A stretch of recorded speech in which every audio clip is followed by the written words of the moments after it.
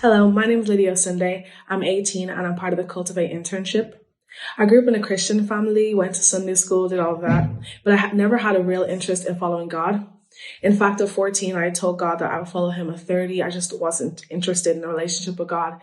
In fact, I was kind of interested more in the relationship with the world and just what the world had to offer. I watched so many movies and TV shows about what it's like to be a teenager, what it's like to be in your 20s and just all of that. And I really wanted that for myself. It looked fun. And that year I told God that I wouldn't follow him until I was 30. A camp was announced in our church. My friend was so adamant about going and I had no interest, but I went just for her. And on the first night, being late to service, I came in the doors, everybody already started worship and I couldn't believe what I was seeing. There were people my age worshiping and seeking God for themselves on their knees, hands raised, crying. People were in the spirit and I just could not believe that this was real. I could not believe this was happening. And as the days went on, I just began to desire that for myself. I began to desire a relationship or, in fact, just desire whatever these people had. I wanted it and I wanted it fast. And it kind of got frustrating because in my first few times of trying to seek God or trying to, find God in the moment of worship, it didn't work. And I felt kind of dumb. I felt like a little bit just like it's not going as well as I could. And then I just tried again one day, one of the service days, and I encountered God, but it wasn't like miraculous or supernatural or anything, but leaving there. And in that moment, I felt his presence, felt his spirit. And I was so rest assured that he was real and that I wanted a relationship with him and that I wanted to go deeper, that this was not the end for me. Like this, there was so much more. And going home, I felt so on fire for God. But throughout this whole time, throughout this period, I'd be going through like a period of depression, a stage of depression.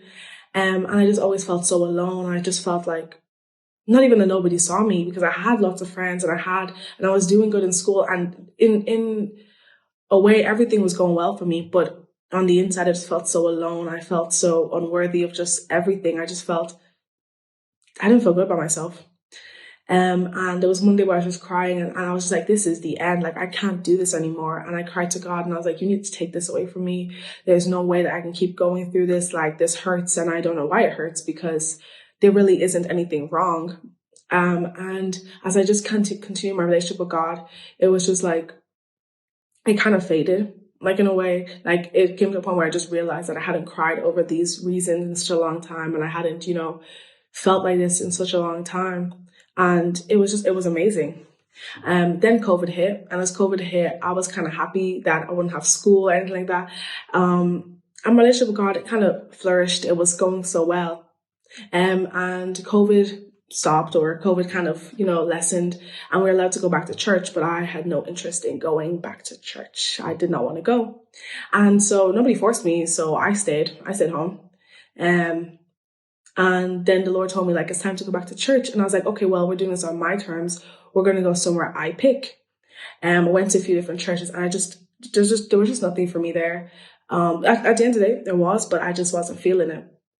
And then I'd end up bumping into people from my old church, which wasn't that hard, but it also was kind of like in this moment, in this time. And they'd invite me back to church. And eventually I decided I would come. I decided I would go back. And I just felt God's presence. I just felt like God saying, like, this is where you need to be. And now I have such great friends. I serve in my church. I do worship. And all in all, like, I had to realize that the world wasn't for me, that the things of the world and just the life that's portrayed on TV isn't the life that we want to be living, isn't a life for anybody. In fact, like, even going to some of these parties, when I came home, I felt so empty again. I felt so alone.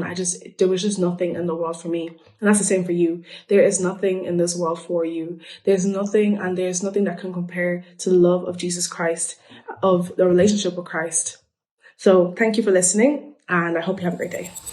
Bye.